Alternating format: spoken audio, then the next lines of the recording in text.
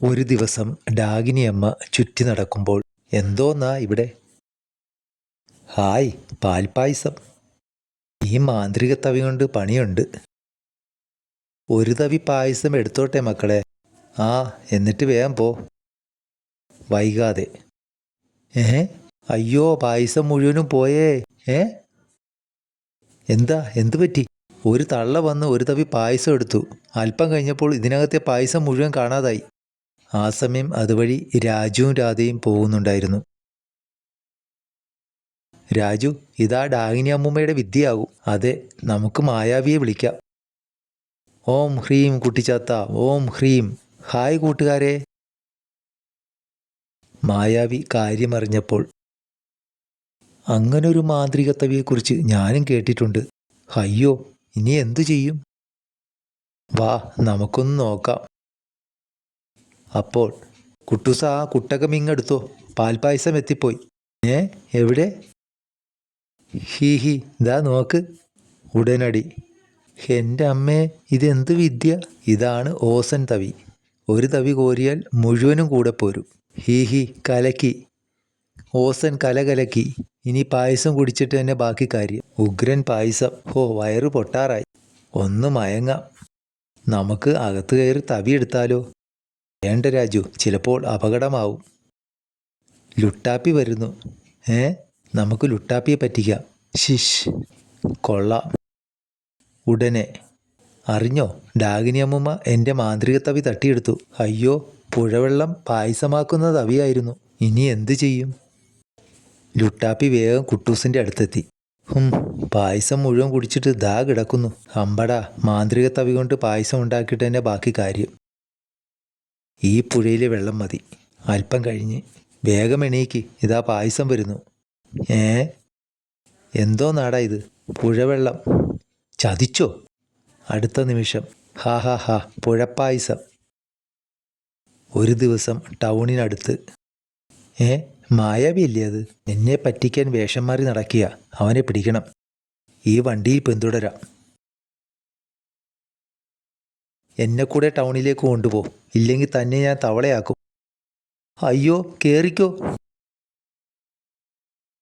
വേഗം, അവൻ ടൗണിലേക്കാ പോയത്. ഫുൾ സ്പീഡാണേ. വൈകാതെ, അവൻ ഇവിടെ എവിടെയെങ്കിലും കാണും. ആവൂ. നില്ലടാ അവിടെ.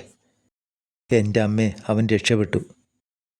പെട്ടെന്ന്, എടാ കേമാ, ഇവനെ ഞാൻ നാശം പിടിച്ചവൻ. ഇതെന്ത് കഥ?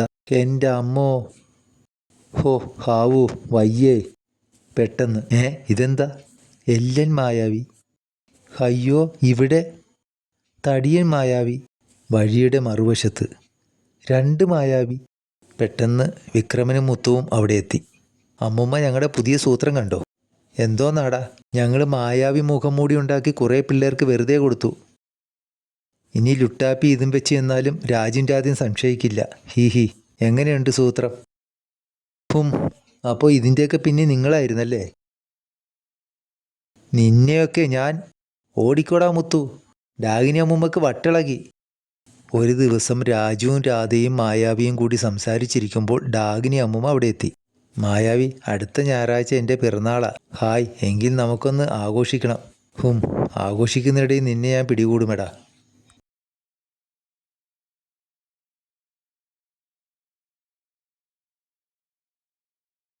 പിറന്നാളിന് ഞാനൊരു സമ്മാനം തരും. എന്താണെന്ന് ചോദിക്കല്ലേ.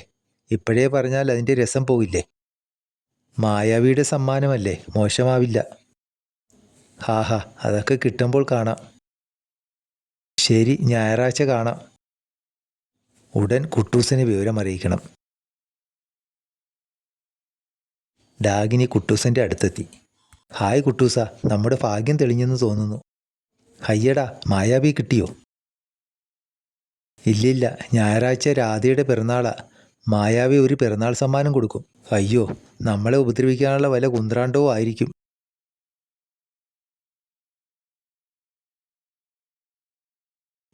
പണിയുണ്ട്.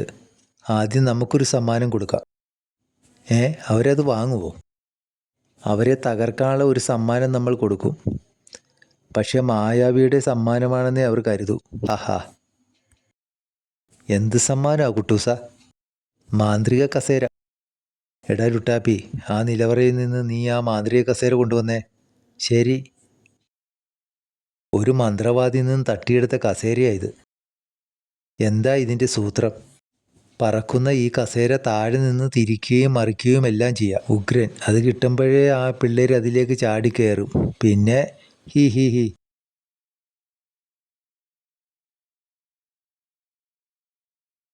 ഇതാ കസേര. ഒരു ചെറിയ കസേരയും ഉണ്ടല്ലോ. അതാണ് വിദ്യ. ഈ ചെറിയ കസേര കയ്യിലെടുത്ത് മറിക്കുമ്പോൾ വലിയ കസേരയും മറിയും. നോക്കിക്കോ. പറ പറ ഹ്രീം. He he.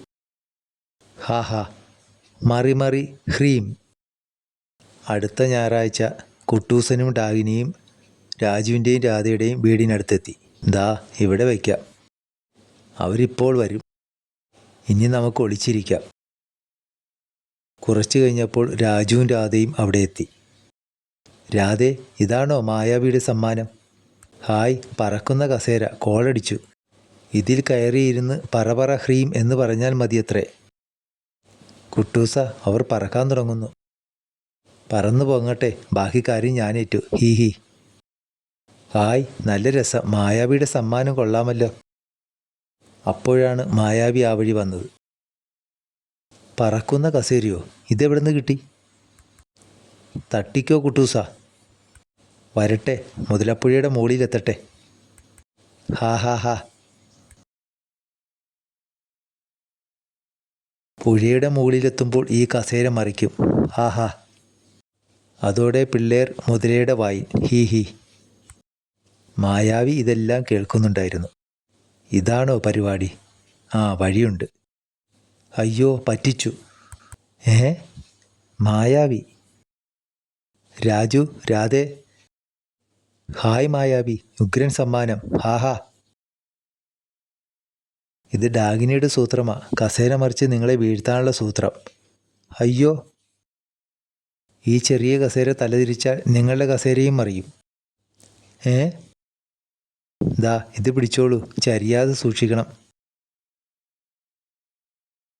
ഞാൻ നിങ്ങൾക്കൊരു മാന്ത്രിക കാന്തമാ കൊണ്ടുവന്നത്. അത് കാട്ടി ആര് വിളിച്ചാലും അവർ പറന്നെത്തും. ഇതുകൊണ്ട് കുട്ടൂസിനെയും ഡാഗിനിയെയും പിടിച്ചാലോ? ഹാഹാ. അതിനു മുമ്പ് എൻ്റെ തോളിൽ കയറിക്കോളൂ. വൈകാതെ. കുട്ടൂസ, ഡാഗിനി, കുട്ടൂസ. അയ്യോ. ദാ ആ കസേരയിൽ ചാടിപ്പിടിച്ചോ ഡാഗിനി. പക്ഷേ ഇനി എങ്ങനെ താഴെ ഇറങ്ങും? മായാവി, അവർ മുതലപ്പുഴയുടെ മുകളിലെത്തുമ്പോൾ കസേര മറിക്കട്ടെ. ഹാഹാ, ശരി. അയ്യോ അമ്മേ. അയ്യോ, മുതല പിടിച്ചേ, രക്ഷിക്കണേ.